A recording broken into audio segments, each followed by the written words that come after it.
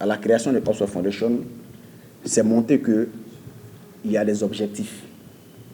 Qu'est-ce que nous recherchons? Faire la promotion du sport. Ce n'est pas seulement le football, c'est toutes les disciplines sportives. Vous voyez?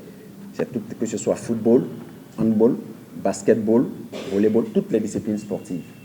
Comment promouvoir les disciplines? Faire la promotion du sport, surtout amateur. Parce que nous savons que tous les clubs, tant qu'ils sont en division, en première ligue, deuxième, troisième, ils sont financés. Voilà, ils ont toujours des financements, voilà, pour préparer le championnat. Mais les clubs amateurs n'ont pas. Et c'est en général nombreux de ces jeunes qui, parce qu'ils vivent des difficultés, il y a des réalités sur le terrain au niveau de leurs différents centres de formation et autres, il n'y a pas de suivi, c'est ce qui les emmène à partir se jeter à la mer. Alors, comment stopper tout ça? De un, accompagner les associations sportives amatrices, c'est-à-dire que les centres de formation, sur le plan matériel. Donc, faire des dons de matériel de sport.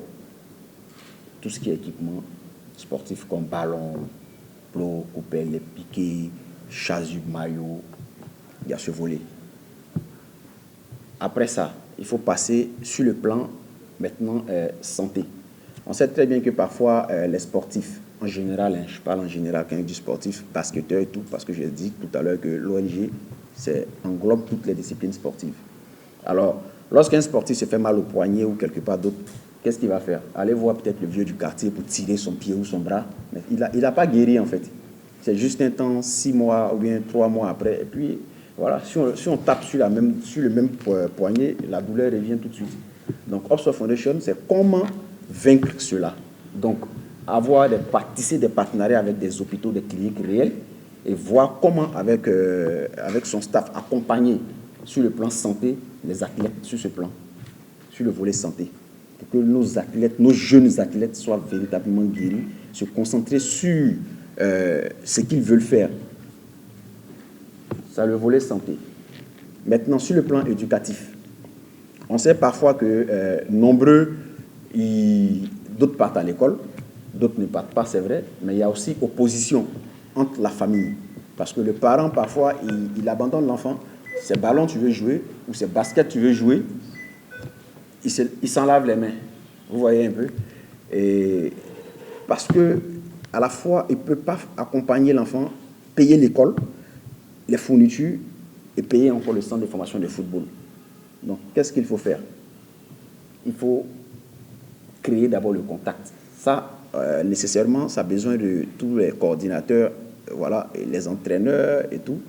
Normalement, c'est une formation pour eux qu'on doit faire dans l'avenir ici.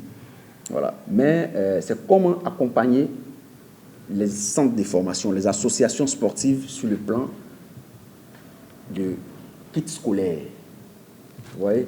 Donc, si l'enfant qui va jouer au handball, il rentre un jour avec un kit scolaire par rapport à une compétition qu'il y a eu ici au Bénin, quand son parent voit ça, qu'est-ce qu'il fait? Il encourage l'enfant à jouer. Parce qu'au moins, tu es venu avec un stylo, tu es venu avec un cahier une fois. Tout le monde ne peut pas avoir. C'est petit à petit. C'est en fonction des moyens. Tout le monde ne peut pas avoir. Mais déjà, ça réjouit le cœur d'un parent dont le voisin a eu. Parce que son enfant pourra avoir un jour. Il y a tout ça en fait. Donc, on fait des dons de kits scolaires aux associations sportives, comme au centre de formation, de toute discipline.